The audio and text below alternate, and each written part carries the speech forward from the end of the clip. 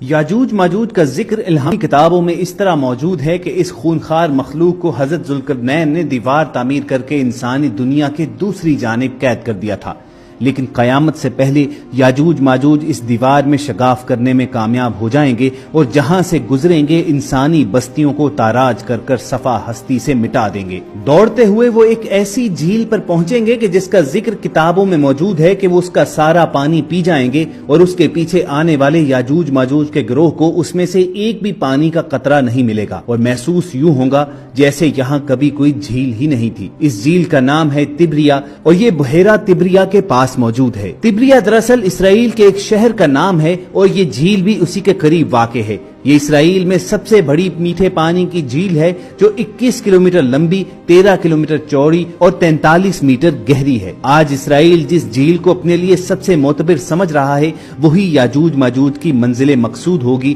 جس کا ذکر قرآن کریم فرقان حمید میں 1400 سال پہلے آیا ہوا ہے۔ یاجوج ماجوج دراصل ہیں کون اور یہ کہاں رہتے ہیں؟ مولانا حافظ الرحمان نے اپنی کتاب قصص القرآن میں اس قوم کے بارے میں حکایات کو جمع کیا ہے، جبکہ قرآن مجید کی سورہ کہف میں اس کا ذکر واضح موجود ہے۔ مفسرین و محققین نے لکھا ہے کہ حضرت ذوالقرنین سفر کرتے وہاں جا پہنچے جو آرمینیا اور آذربائیجان کے نزدیک علاقہ ہے۔ وہاں دو پہاڑوں کے درمیان سے ایک قوم کھیت کھلیان تباہ کر دیتی تھی، ترکوں کو بے دردی سے قتل کر ڈالتی اور غلام بنا کر لے جاتی تھی۔ وہاں کے لوگوں نے حضرت ذوالقرنین سے درخواست کی کہ ہم آپ کو کچھ رقم جمع کر کے دیں تاکہ آپ ہمارے اور ان کے درمیان کوئی رکاوٹ بنا دے۔ حملہ آور لوگ یاجوج ماجوج کہلاتے تھے۔ قرآن مجید میں اس کا ذکر یوں آتا ہے، انہوں نے کہا اے ذوالقرنین، یاجوج اور ماجوج اس زمین میں فساد پھیلانے والے لوگ ہیں، تو کیا ہم آپ کو کچھ مال کی پیشکش کر سکتے ہیں کہ جس کے بدلے آپ ہمارے اور ان کے درمیان کوئی دیوار بنا دیں؟ اس پر حضرت ذوالقرنین نے جواب دیا، اللہ نے مجھے جو اقتدار عطا فرمایا ہے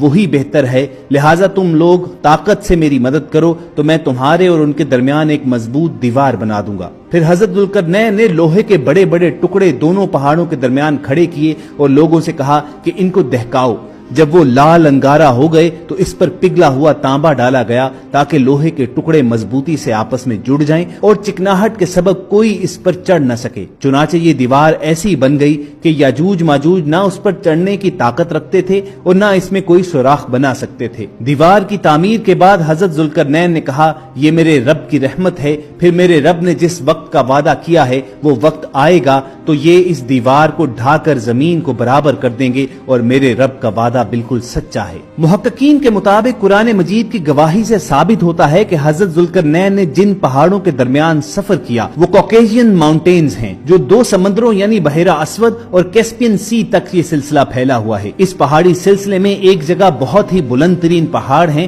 جن کے درمیان وہ واحد راستہ ہے جہاں سے آیا جایا جا سکتا ہے، مگر یہ راستہ مکمل برف سے ڈھکا ہوا ہے، اس کے اندر لوہا اور دھات موجود ہے۔ مفسرین کا ماننا ہے کہ یہ ضروری نہیں کہ یاجوج ماجوج کی تمام قومیں ذوالقرنین والی دیوار کے پیچھے محصور ہوں، البتہ وہ قبائل جو قتل و غارت کرنے والے تھے اور وحشی تھے انہیں صد ذوالقرنین کے ذریعے روک دیا گیا۔ روایات میں آتا ہے کہ تب سے اب تک یاجوج ماجوج اس کوشش میں لگے ہوئے ہیں کہ کسی طرح دیوار کو گرا کر باقی دنیا سے جا ملیں۔ قرب قیامت کی احادیث میں بیان کیا گیا ہے کہ رسول اللہ صلی اللہ علیہ وآلہ وسلم نے اشارات دیے کہ جب قیامت کا زمانہ قریب آ جائے گا تو اس وقت یہ دیوار گر جائے گی اور یاجوج ماجوج دنیا میں پھیل جائیں گے، یہ جہاں سے گزریں گے تباہی پھیلائیں گے، مخلوق خدا کو اپنے شر و فساد کا نشانہ بنائیں گے۔ ان کا پھیلا ہوا گروہ جب بھاگتا ہوا تبریا جھیل سے گزرے گا تو صحیح مسلم کی روایت کے مطابق وہ سارا پانی پی جائیں گے اور جب آخری گروہ وہاں پہنچے گا تو کہے گا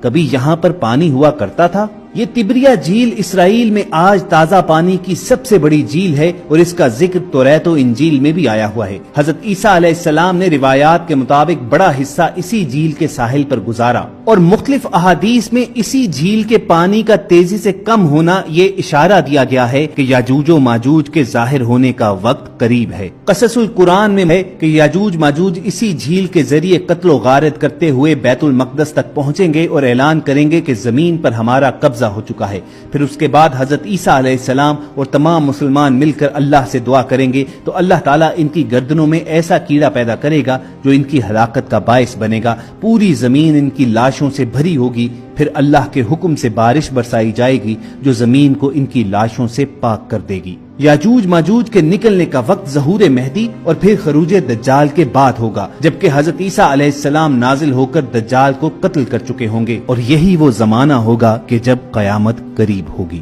اللہ تعالیٰ سے یہ دعا کیجئے کہ اگر ہم زمانہ آخر تک پہنچیں تو اس فتنے کے دور میں ہمارا ایمان سلامت رکھے، اور اگر ہماری سانسوں کا اختتام اس سے پہلے ہی ہو جائے تو ہمیں ایمان کی موت نصیب فرمائے۔ اگر آپ کے دل کی یہی صدا ہے تو کمنٹ سیکشن میں آمین لکھنا مت بھولیے۔